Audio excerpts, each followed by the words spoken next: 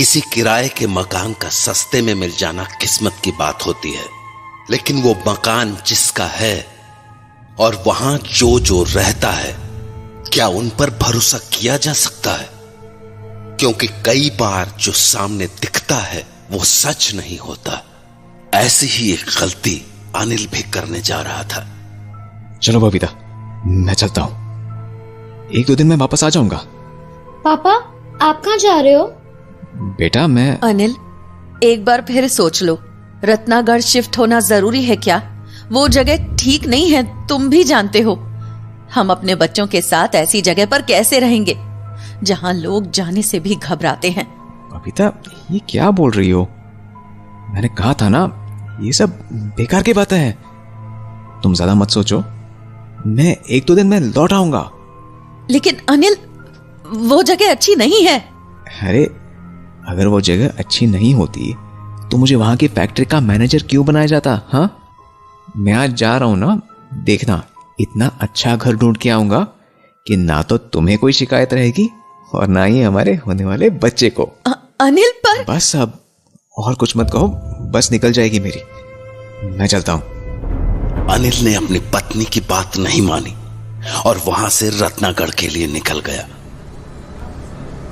तो घाटियों और पहाड़ियों से होते हुए अनिल की बस धीरे धीरे अपनी मंजिल की ओर बढ़े जा रहे थे और लगभग 2 घंटे के बाद बस एक झटके से रुकी और कंडक्टर अनिल के पास आकर बोला, के भाया, गाड़ी में रहने का इरादा है के? घर न जाना तुमने? जी, पर अभी तो हम पहुंचे ही नहीं हैं? तो और कत्थे जाना है तुमने? आ तो गया राजसमंद। जी, लेकिन मुझे तो रत्नागढ़ जाना है। रत्नागढ़? रे बावरा हो गया के? तने पता नहीं है के कि रत्नागढ़ कैसी जगह सा? मैं समझा नहीं, आप क्या बोल रहे हैं? रे बंजर जमीन है वो, और शापित भी। कहते हैं वहाँ ऐसी शक्तियों का डेरा है जिसका हम इंसान सामना ना ही करे तो बेहतर है। हाँ, ये आप क्या बोल रहे हैं? देखिए प्लीज, ऐसी बातें करके मुझे डरा ही मत। मैं वहाँ किसी काम से जा रहा हूँ और मेरा वहाँ पहुँचना बहुत जरूरी है, इसलिए प्लीज जरा जल्दी कीजिए। ठीक सा, हमारा काम था समझाना, बाकी आगे थारे साथ जो भी होगा उसकी जिम्मेदारी सिर्फ थारी होगी। ओ ड्राइवर साहब, बस बढ़ा लो, साहब को रत्नागढ़ छोड़ के आना सा। उसके बाद वो बस तीखे पहाड़ी रास्तों से होती हुई रत्नागढ़ की ओर चल पड़ी और थोड़ी ही देर में वो वहां पहुंच भी गई। ले भाया, आ गया रत्नागढ़। मैं तो अब भी कहूं कि आज रात राजसमंद में काट ले, यहाँ सुबह आ जाना।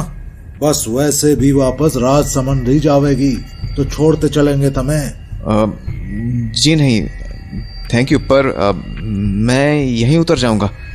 ठीक सा, जैसी थारी मर्जी, ईश्वर थारी रक्षा करे।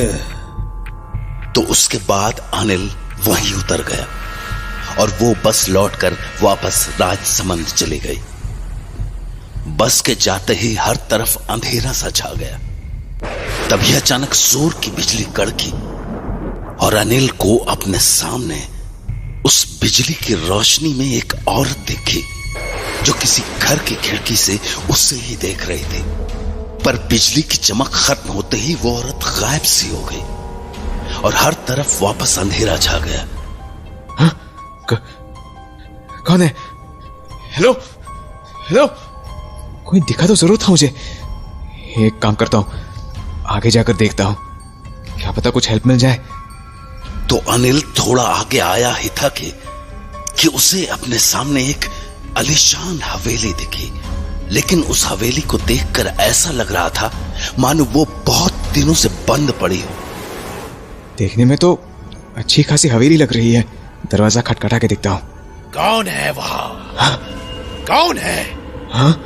कौन है तू और यहाँ क्या कर रहा है? जी वो जवाब दे। जी वो मैं यहाँ अपने ऑफिस के काम से आया था। और पागल हो गया है क्या? तुझे यहाँ कौन सा काम पड़ गया? जानता भी है तू कहाँ खड़ा है? जी नहीं, पर मैं... लड़के, अभी के अभी यहाँ से चला जा। ये जगह ठीक नहीं है। अगर यहाँ फंस गया तो जिंदगी भर के लिए निकल नहीं पाएगा, समझा? जी, आप ये क्या बोल रहे हैं? जो बोल रहा हूं ध्यान से सुन। इस हवेली से जितनी दूर हो सके चला जा।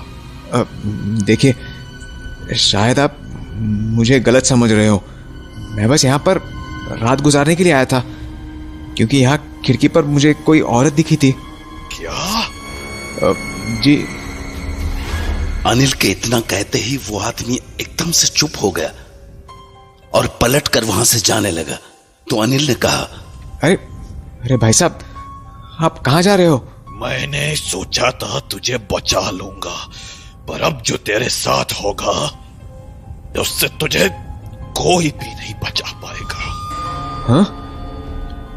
इतना कहने के बाद वो आदमी वहां से निकला और अंधेरे में कहीं गायब हो गया। भाई साहब सुनिए तो, भाई साहब अजीब आदमी है।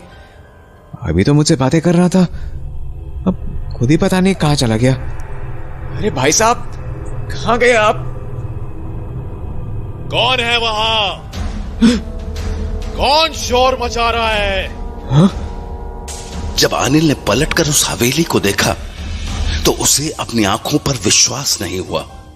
जो हवेली अभी कुछ देर पहले तक बिल्कुल वीरान लग रही थी, वो अब पूरी तरह जगमगाने लगी थी और उसके ठीक सामने एक आदमी हाथों में लालटेन लिए खड़ा था। कौन हो तुम? और यहां क्या कर रहे हो? आप?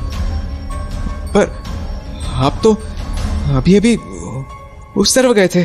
क्या क्या बोल रहे हो तुम? अरे अभी आप ही तो थे जो मुझसे बातें कर रहे थे और मुझे ऐसे चले जाने को कह रहे थे। शायद तुम्हें कोई गलत फहमी हुई है। मैंने तो बाहर का शोर सुनकर हवेली का दरवाजा खोला है। क्या? लेकिन ऐसा कैसे हो सकता है? तुम काफी परेशान दिख रहे हो। कौन हो तुम और यहाँ क्या कर रहे हो, वो भी इतनी रात को? जी मेरा नाम अनिल है। मैं यहाँ काम के सिलसिले से आया हूँ। काम? कैसा काम? जी यहाँ एक फैक्ट्री में मैनेजर अपॉइंट हुआ हूँ, तो मैं यहाँ फैक्ट्री देखने आया हुआ था। रात ज़्यादा हो गई थी तो सुबह के लिए आसरा ढूंढ रहा था, पर शायद मैंने आपको परेशान कर दिया। मैं चलता हूँ। रुको। हाँ? कहाँ जाओगे अभी? यहाँ रत्नागढ़ में किसी को जानते हो? जी नहीं, पर मैं कुछ बंदोबस्त कर लूंगा। नहीं, बेहतर यही होगा कि आज रात हवेली में ही बिता लो। हाँ? अरे पर रानी सा, कोई मेहमान आया है।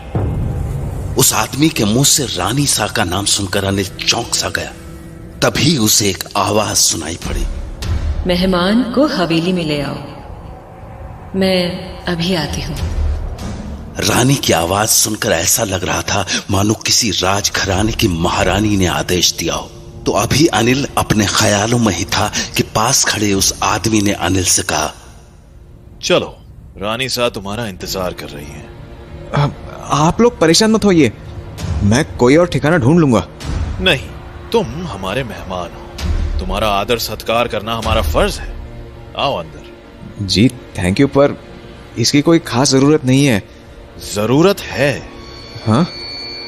अगर तुम अंदर नहीं आए तो लांछन रानी सा पर लगेगा, इसीलिए आओ अंदर चलो। तो उस आदमी की बात मानकर अनिल हवेली के अंदर चला आया और अभी उसे अंदर आकर बैठे हुए कुछ ही समय हुआ होगा कि तभी उसके सामने एक खूबसूरत सी लड़की आकर खड़ी हो गई। उसने बिल्कुल रानी महारानियों की तरह कपड़े पहने हुए थे और देखने में भी वो बहुत खूबसूरत थे। तो अनिल उसे देख ही रहा था कि उसके बगल में बैठा हुआ आदमी खड़ा हुआ और बोला, खम्मा घनी रानी सा। इतना सुनते ही अनिल भी हड़बड़ाकर खड़ा हो गया। खमा घनी रानी सा। खम्मा घनी, बैठिए। जी थैंक यू। क्या नाम है आपका? जी मैं अनिल। माफ कीजिएगा, इतनी रात को आप लोगों को परेशान कर दिया। कोई बात नहीं, दरवाजे पर आया हर कोई मेहमान ही होता है, चाहे वो इंसान हो या कोई और। जी? रहने दीजिए, आप नहीं समझेंगे। खैर कहिए, हमारे रत्नागढ़ में कैसे आना हुआ? जी, वो दरअसल मेरी कंपनी ने मुझे रत्नागढ़ की फैक्ट्री का मैनेजर बनाया है, तो बस यहाँ फैक्ट्री देखने चला आया। अरे वाह, ये तो बहुत ही अच्छी खबर है। महेंद्र, जाओ और हमारे मेहमान के लिए रात के खाने का इंतजाम करो। वैसे भी मुझे इनसे ढेर सारी बातें करनी है। जी रानी साहब। उसके बाद महेंद्र रसोई में चला गया और उसके जाते ही रानी अनिल से बोली, अब आप मुझे पूरी बात बताइए, आप यहाँ और किस काम से आए हैं? रानी साहब, वो मैं यहाँ फैक्ट्री देखने के साथ साथ किराए का मकान देखने भी आया हूँ। ओह, किराए का मकान? खुद के लिए? जी नहीं, मेरी फैमिली के लिए। हम सब यहीं शिफ्ट होने वाले हैं। तो आप लोग इसी हवेली में क्यों नहीं आ जाते? मैं वैसे भी यहाँ कभी कभार ही आती हूँ। महेंद्र आप लोगों का अच्छे से ध्यान रखेगा। अरे नहीं रानी साहब, ये तो बहुत ही बड़ी हवेली है, मैं यहाँ रह के क्या करूँगा? क्यों, आपको मेरी हवेली पसंद नहीं आई? नहीं नहीं रानी साहब, ऐसा नहीं है, मैं बस कोई मामूली सा किराए का मकान ढूंढ रहा था। तो आप यहाँ रहकर किराया दे देना। रानी साहब, इस हवेली का किराया भरते भरते मेरी जिंदगी निकल जाएगी। आपका बहुत बहुत शुक्रिया, पर मैं कोई छोटा सा घर देख लूंगा। पर मैंने आपसे कहा ना, मैं यहाँ ज्यादा नहीं रहती, ये हवेली खाली ही रहती है। आप यहाँ आराम से कम किराए पर भी रुक सकते हैं। पर मैं तो 8-9 हजार के अंदर घर देखने वाला था। आप किराया 3-4 हजार भी देंगे तो भी कोई दिक्कत नहीं है। क्या, सच में? हाँ बिल्कुल, आप बस जल्द से जल्द अपने परिवार को यहाँ ले आइए। वैसे कौन कौन है आपके परिवार में? जी, मेरी वाइफ है, एक बेटी है और एक बहुत जल्द एक नन्हा मेहमान भी आने वाला है। बहुत अच्छे, तो आपकी पत्नी पेट से है? जी। क्या नाम है आपकी पत्नी का? बबीता। बबीता। अभी अनिल और रानी आपस में बातें कर ही रहे थे कि तभी वो आदमी रसोई से भागा हुआ अनिल के पास पहुंचा और उससे अजीब किस्म के सवाल करने लगा। कब से प्रेग्नेंट है तुम्हारी पत्नी? जी? कितने महीने हो गए? 5 महीने। पत्नी को खाने में क्या पसंद है? हाँ? डिलीवरी कब है बच्चे की? आप ये आप बताओ मुझे। ये आप किस तरह की बात कर रहे हैं? माफ कीजिएगा, दरअसल महेंद्र इन बातों पर थोड़ा ज्यादा ही उत्सुक हो जाता है। क्यों, है ना महेंद्र?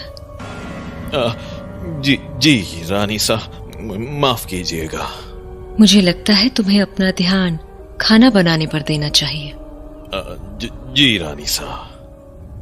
रानी के इतना कहते ही महेंद्र वापस रसोई में चला गया, मानो वो रसोई की ओर अपनी मर्जी से नहीं बल्कि डर की वजह से जा रहा हो। तो उसके जाते ही अनिल बोला, रानी साहब, ये महेंद्र जी इतने ज्यादा परेशान क्यों दिख रहे थे? वो दरअसल उसकी पत्नी के साथ गर्भ के 5वें महीने में कुछ अनहोनी हो गई थी, शायद इसलिए वो उस बात को भूल नहीं पाया है। क्या मैं जान सकता हूँ कि उनके साथ क्या हुआ था? नहीं, ये उसका व्यक्तिगत मामला है, और वैसे भी मेहमानों को इतना सवाल करना शोभा नहीं देता, है ना? जी रानी साहब, माफ कीजिएगा। रानी से बात करने के बाद अनिल के मन में कई तरह के सवाल उठने लगे थे, क्योंकि रानी के बात करने का अंदाज कुछ अजीब सा था। ऐसा लगता था मानो उसकी हर बात में कोई राज छिपा हो। धीरे धीरे रात गहराने लगी थी। और कुछ ही देर में महेंद्र ने डाइनिंग टेबल पर खाना लगा दिया था। पूरी की पूरी डाइनिंग टेबल तरह तरह के पकवानों से भरी हुई थी। ये इतना सारा खाना बनाने की क्या जरूरत थी महेंद्र जी? मैं इतना थोड़े खा पाऊंगा। आप हमारे मेहमान हैं, आपकी खातिरदारी करना हमारा फर्ज है। खाना शुरू कीजिए। अनिल ने अपने खाने की तरफ देखा ही था कि उसे अपनी कटोरी में रानी का मुस्कुराता हुआ चेहरा दिखा और चेहरे को देखते ही उसके होश उड़ गए। अनिल के घबराए हुए चेहरे को देखकर रानी बोली, डर से अक्सर भूख मर जाया करती है। खाना खाइए, क्या पता आगे ऐसी दावत का मौका मिले या ना मिले। जी वो मेरा पेट भरा हुआ है, मुझे खाने का मन नहीं हो रहा। महेंद्र, जी रानी साहब। हमारे मेहमान को उनका कमरा दिखा दीजिएगा, उनके सोने का वक्त हो चुका है। इतना कहकर रानी डाइनिंग टेबल से उठकर चली गई। रानी के जाते ही महेंद्र ने अनिल से पूछा, तुम्हें सच में भूख नहीं है? जी। तो चलो मैं तुम्हें तुम्हारा कमरा दिखा देता हूँ। दरअसल मैं सोच रहा था कि मैं हवेली के बाहर ही रुक जाऊंगा। आप लोगों को तकलीफ देना अच्छा नहीं लग रहा मुझे। रानी सा का आदेश है, तुम मेहमान हो, तुम्हें हवेली में बुलाने के बाद ऐसे नहीं छोड़ सकते। आ जाओ, कमरा दिखा दूं। महेंद्र की बात को अनिल मना नहीं कर पाया और वो उसके साथ एक कमरे में चला आया। कमरा काफी बड़ा था। सामने एक बड़ा सा बिस्तर था और उसके ठीक पीछे एक बड़ी सी खिड़की थी जिस पर खूबसूरत पर्दे लगे हुए थे। कमरे में आने के बाद महेंद्र ने एक पानी की बोतल को बेड के सिरहाने रखते हुए कहा, आज रात यहीं आराम कर लो और कोई भी जरूरत हो तो सामने का दरवाजा खटखटा देना। मैं वहीं सोता हूं। ध्यान रहे, मुझे आवाज मत लगाना वरना रानी साथ जाग जाएंगी। जी ठीक है। इतना कहने के बाद महेंद्र वहां से चला गया।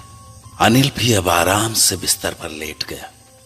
उस मखमली बिस्तर पर लेटते ही उसे नींद आ गई, पर कुछ ही देर बाद उसे अपने पीछे वाले खिड़की के पर्दे के सरकने की आवाज आने लगी, मानो कोई उसे अपने हाथों से धीरे धीरे हटा रहा हो। तो जब अनिल ने अपनी आंखें खोली तो उसे अपने सामने एक परछाई सी दिखी, मानो खिड़की के पीछे कोई खड़ा हो।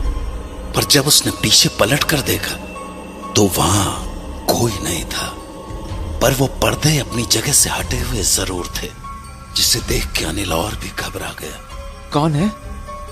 कौन है बाहर? हेलो? तभी अनिल की आवाज सुनकर महेंद्र भागा भागा कमरे में चला आया। क्या हुआ? हाँ? क्यों शोर मचा रहे हो? मना किया था ना शोर करने से। अरे पर मुझे लगा मेरे कमरे में कोई था। कोई था? क्या मतलब कोई था? वो मेरे पीछे की खिड़की पर ऐसा लगा जैसे कोई था। हाँ?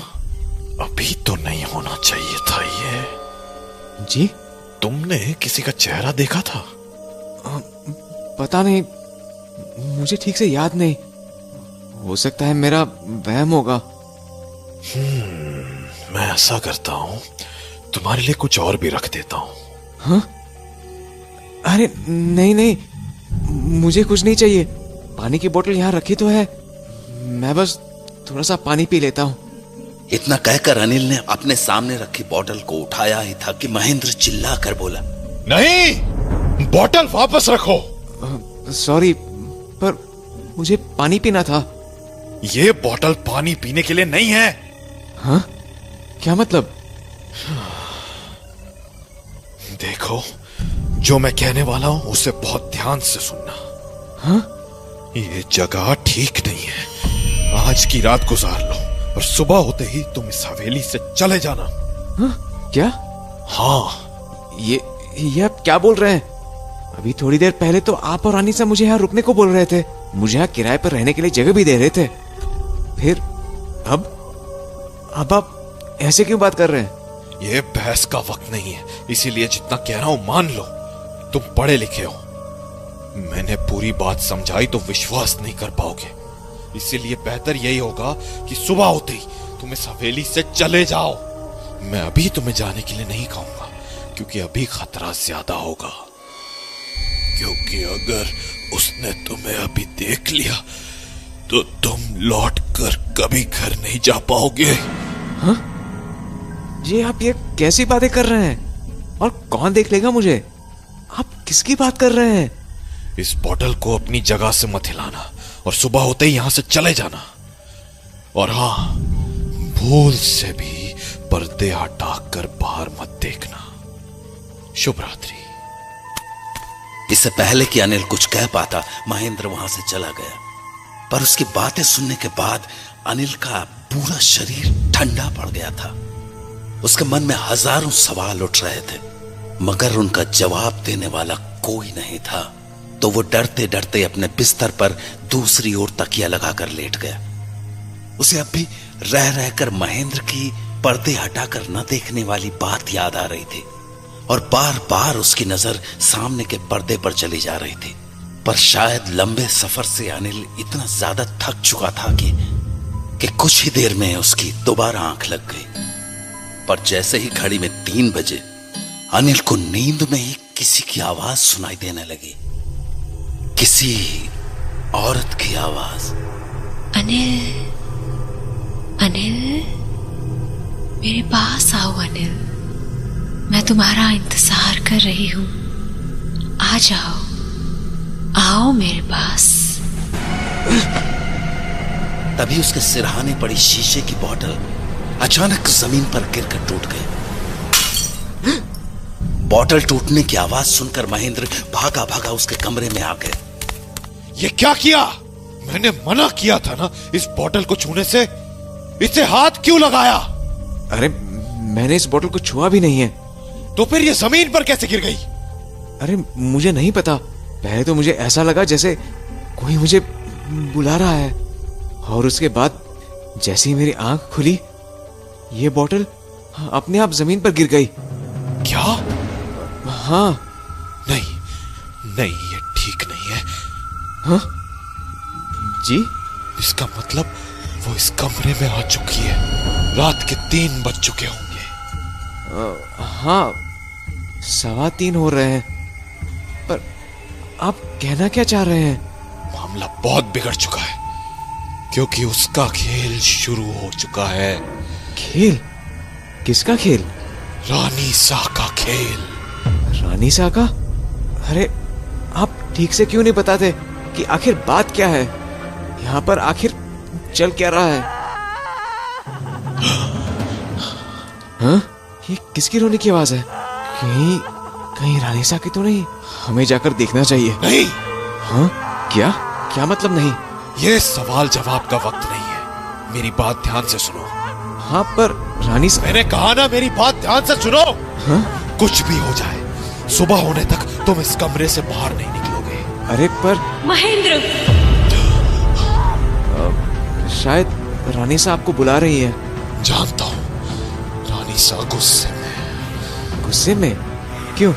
क्योंकि मैंने तुम्हें यहाँ से जाने को कह दिया, इसीलिए। महेंद्र, मैं चलता हूँ, पर तुम कमरे से भूल कर भी बाहर मत निकलना, किसी भी हालत में नहीं। इतना कहकर महेंद्र उस कमरे से बाहर चला गया, और उसके बाहर जाते ही मानो सब कुछ बिल्कुल शांत सा हो गया। न तो अब कोई रो रहा था और न ही कोई आवाज लगा रहा था। पर इससे पहले कि अनिल इस सब का मतलब समझ पाता, उसके कमरे के बाहर से किसी के मंत्र पढ़ने की आवाज आने लगी। हाँ? ये कैसी आवाजें हैं? ऐसा लग रहा है जैसे कोई मंत्र पढ़ रहा है, पर कौन? हाँ? ये इन मंत्रों में मुझे अपना और बबीता का नाम क्यों सुनाई दे रहा है? ये यहाँ पर हो क्या रहा है?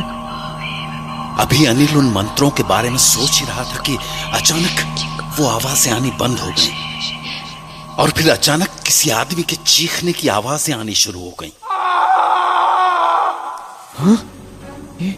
ये तो महेंद्र की आवाज है। पर वो इस तरह क्यों चिल्ला रहे हैं?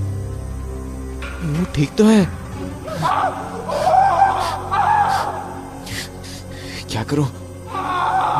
बाहर जाकर देखूं क्या? पर उन्होंने तो मुझे बाहर निकलने से मना किया है। नहीं, मैं ऐसे हाथ पे हाथ धरे नहीं बैठ सकता। वो मुसीबत में है, मुझे बाहर जाना ही होगा। तो इसके बाद अनिल एक झटके से अपने कमरे का दरवाजा खोलकर बाहर आ गया। बाहर उसे महेंद्र तो नहीं दिखा, पर उसके सामने रानी जरूर खड़ी थी, जो उसे ही देखकर मुस्कुरा रही थी। महेंद्र ने बाहर निकलने से मना किया था ना, फिर भी आप बाहर आ गए। चलिए, अब आप भी हमेशा यहीं रहेंगे। अनिल को जब तक रानी की कही बात समझ आती, उसे अपने बगल से महेंद्र की आवाज आई। तुम कमरे के बाहर क्या कर रहे हो? मना किया था ना बाहर निकलने से। अरे पर मुझे आपके जोर जोर से चीखने की आवाजें आ रही थी, इसलिए मैं। वो मैं नहीं था। हाँ? तो फिर कौन था? तुम ये बातें छोड़ो और मुझे ये बताओ कि कमरे से बाहर आकर तुमने किसी को देखा तो नहीं था ना? हाँ, देखा था ना। रानी सा अभी यही थी। क्या? हाँ, पर इसीलिए मैंने तुम्हें कमरे के अंदर रहने को कहा था। ये ठीक नहीं हुआ, बिल्कुल ठीक नहीं हुआ। पर हुआ क्या? कुछ नहीं, तुम अंदर कमरे में जाओ, सुबह मिलते हैं। उसके बाद अनिल ने कुछ नहीं कहा और अपने कमरे में जाकर सो गया। उस रात और कुछ भी नहीं हुआ। पर अगली सुबह जब अनिल रानी से मिला तो उसने कहा, उम्मीद है आपको अच्छे से नींद आई होगी। जी। तो कहिए, आप अपने परिवार को यहाँ कब लेकर आ रहे हैं? जी, मैं आज वापस जाऊंगा तो कल उन्हें लेकर यहाँ आ जाऊंगा। आपका जाना जरूरी है? हाँ, मैं उन्हें लेकर कैसे आऊंगा? आप चाहे तो गाड़ी हम भिजवा देते हैं, वो खुद ब खुद यहाँ आ जाएंगे। थैंक्स, पर मुझे घर का सामान भी साथ लाना होगा। अरे, सामान की क्या जरूरत है? इस पूरी हवेली में जो कुछ भी है आप ही का तो है। थैंक यू सो मच, पर शायद हमें कुछ सामान तो लाना ही पड़ेगा। मैं चलता हूँ। नहीं, आप ऐसे नहीं जा सकते। हाँ? मतलब? मेरी हवेली से कोई खाली हाथ नहीं जाता, ये मेरी तरफ से।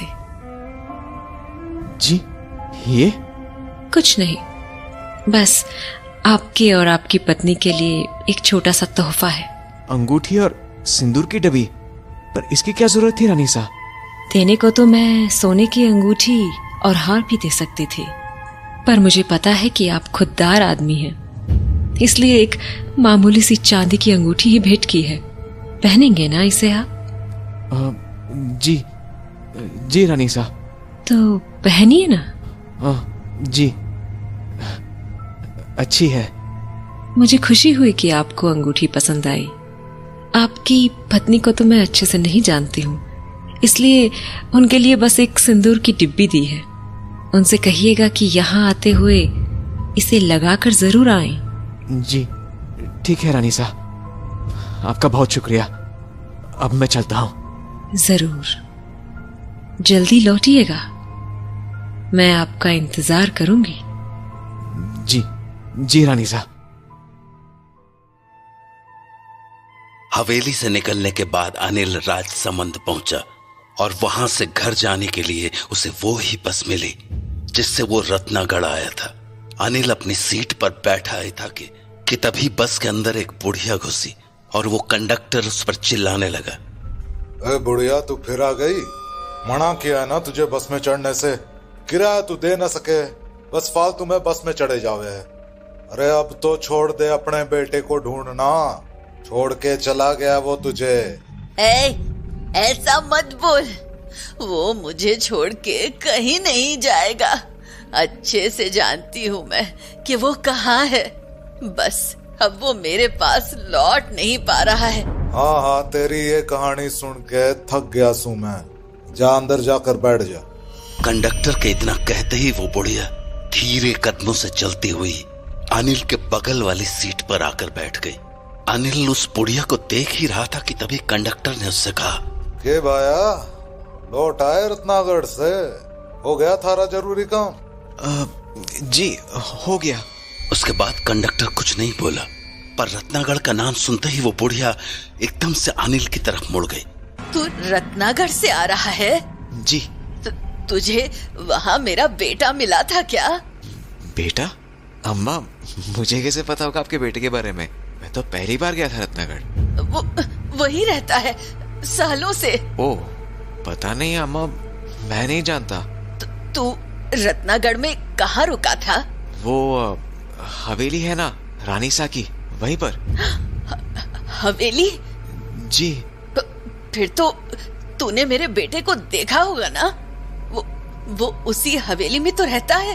हाँ, कहीं आप महेंद्र की बात तो नहीं कर रही? हाँ, वही तो है मेरा बेटा। कैसा है वो? 10 साल से उसका चेहरा नहीं देखा मैंने। अरे क्यों, वो आपसे मिलने नहीं आया? नहीं, 10 साल हो गए, पर मेरा महेंद्र उस हवेली से कभी लौटा ही नहीं। 10 साल? पर इतने सालों में वो आपसे मिलने क्यों नहीं आया? मुझे पता नहीं बेटा। जाते वक्त अपने साथ अपनी बीवी को भी ले गया था वो भी तब जब से वो पेट से थी। मैंने बहुत समझाया था उसे, पर उसने मेरी एक बात नहीं मानी, और वहाँ जाते ही मेरी बहू खत्म हो गई। रह गया तो बस मेरा बेटा महेंद्र, अकेला। फिर भी कभी मेरे पास वो लौट कर नहीं आया। न जाने ऐसा क्या लगाव हो गया है उसे उस खाली हवेली से। खाली हवेली? हाँ, हवेली वीरान ही तो है। महेंद्र के अलावा कोई नहीं रहता है वहाँ। अरे नहीं, रानी सा भी रहती है वहाँ। मैं तो खुद उनसे मिलकर आ रहा हूँ। अब मुझ बूढ़ी को ज्यादा नहीं पता है बेटा। मैं तो वही बोलती हूँ जो लोग कहते हैं। मुझे तो बस अपने बेटे की चिंता लगी रहती है। उस बुढ़िया की बातें सुनकर अनिल को दुख तो हुआ, पर वो इस मामले में ज्यादा कुछ कर भी नहीं सकता था। इसलिए उसने अपनी आंखें बंद की और घर पहुंचने का इंतजार करने लगा। उस शाम घर पहुंचकर जब अनिल ने अपनी पत्नी से रत्नागढ़ चलने के लिए कहा तो वो बोली, पर इतनी जल्दी क्या है? आपने तो अभी तक फैक्ट्री भी नहीं देखी है। अरे फैक्ट्री तो मैं वहाँ जाने पर ही देख लूंगा, वो तो मेरी ही कंपनी की ब्रांच है। उसकी चिंता क्यों करती हो? वैसे भी मैं रत्नागढ़ अपनी फैक्ट्री देखने थोड़ी गया था। मुझे तो हमारे लिए एक अच्छा सा घर ढूंढना था, और थैंकफुली मुझे मिल भी गया। तुम्हें अंदाजा भी नहीं है कि वो घर कितना सुंदर है बबीता। घर नहीं, हवेली है वो, हवेली। ऊपर से किराया भी इतना कम है। मैं इतने अच्छे घर को हाथ से जाने नहीं देना चाहता हूँ। लेकिन ऐसे अचानक कैसे चले जाएं? इतना सामान भी तो है। अरे हमारे काम का सब कुछ है वहाँ, और अगर कुछ जरूरत पड़ी तो यहाँ से शिफ्ट करवा लेंगे। पर बबीता ज्यादा सोचो मत। ऐसे अनजान शहर में इतने अच्छे घर का मिल जाना बहुत किस्मत की बात होती है। और तो और वहाँ तुम्हारी भी बहुत ज्यादा मदद हो जाएगी। मतलब? अरे हमारे साथ रानी सा का वो आदमी भी तो रहेगा ना, महेंद्र। जब तुम्हें बेबी होगा तो घर के सारे काम वो देख लेगा, इसलिए तुम बिल्कुल रिलैक्स हो जाओ। पता नहीं अनिल, मुझे एक अजीब सी घबराहट हो रही है। मैंने रत्नागढ़ के बारे में कभी भी अच्छी बातें नहीं सुनी है।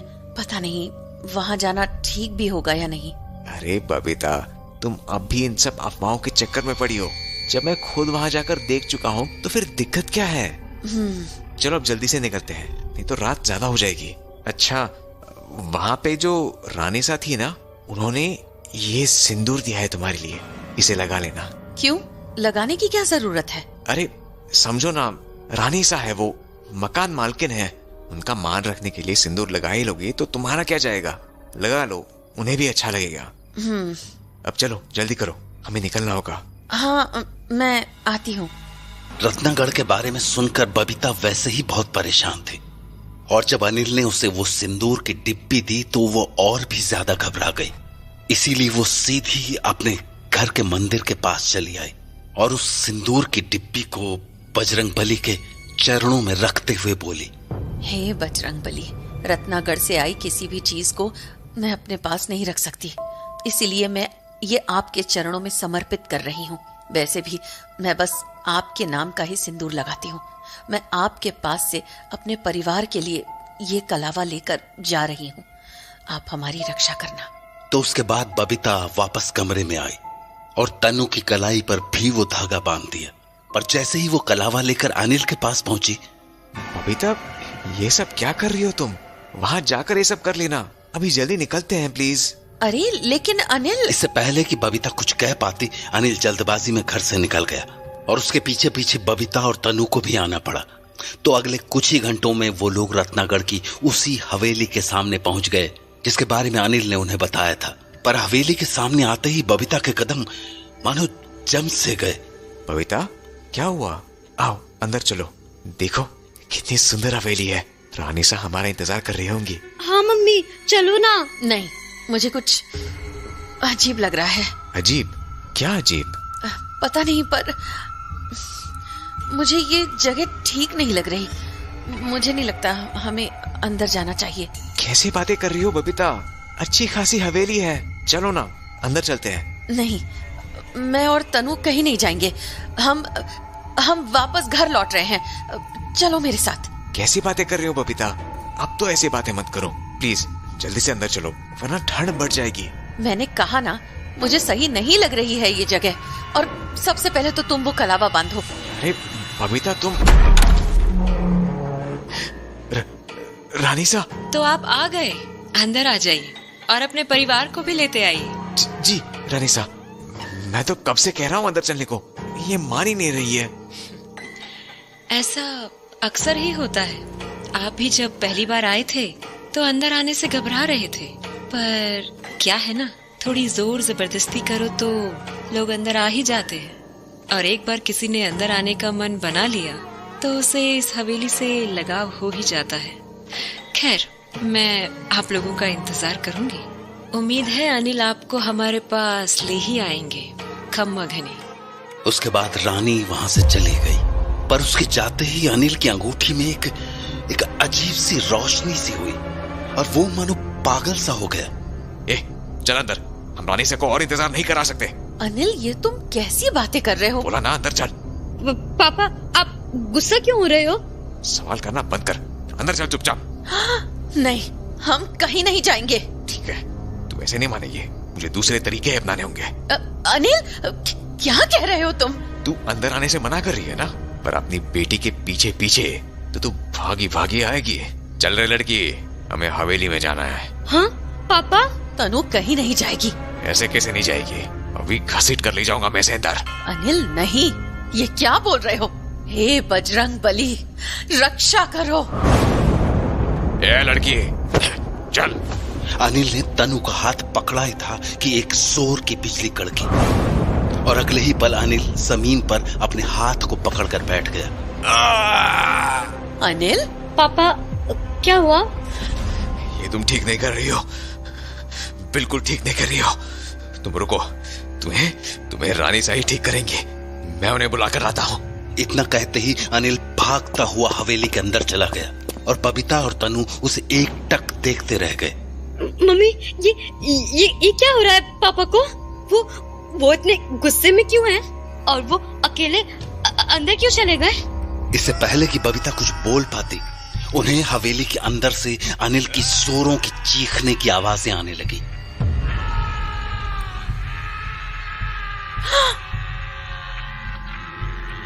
पापा, तनु बेटा, जल्दी अंदर आ। हाँ, पापा बुला रहे हैं। चलो मम्मी, लगता है पापा को चोट लगी है। नहीं बेटा। हाँ? हम अंदर नहीं जाएंगे। क्या? पर क्यों मम्मी? देखो ना, पापा को दर्द हो रहा है, वो हमें बुला रहे हैं। नहीं तनु, वो तेरे पापा नहीं है। हाँ? पापा नहीं है?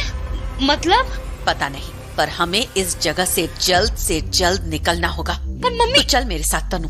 तो उसके बाद बबीता और तनु वहां से फौरन बस लेकर अपने घर के लिए निकल गए। मम्मी, हवेली के पास क्या हुआ था? और पापा मेरा हाथ पकड़ने के बाद जमीन पर क्यों गिर गए थे? और जब उन्होंने अंदर जाकर हमें आवाज लगाई तो हम उस हवेली के अंदर क्यों नहीं गए? मैंने कहा ना बेटा, वो तेरे पापा थे ही नहीं। सच तो ये है कि तेरे पापा रत्नागढ़ से कभी लौटे ही नहीं थे। शायद इसीलिए वो बजरंग बली का कलावा बांधने से इनकार कर रहे थे। और तूने देखा ना, कलावा को छूते ही वो कैसे जमीन पर गिर पड़े। तो बजरंगबली हमें प्रोटेक्ट कर रहे थे। हाँ बेटा, वो हमें हमेशा प्रोटेक्ट करते हैं। पर मम्मी पापा का क्या, वो कहाँ चले गए और हम उन्हें कैसे ढूंढेंगे? पता नहीं बेटा, पर शायद तेरे पापा अब कभी लौट कर नहीं आएंगे, क्योंकि मैंने लोगों से हमेशा सुना था एक बार जो रत्नागढ़ अपनी मर्जी से गया वो दोबारा कभी लौट कर नहीं आता है।